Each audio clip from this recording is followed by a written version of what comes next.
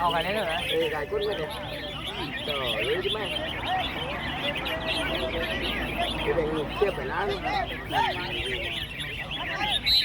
ไปยกลองนี่ดิยกต้องอีกยกต้องอีกเอาทำไม่ได้นี่ยก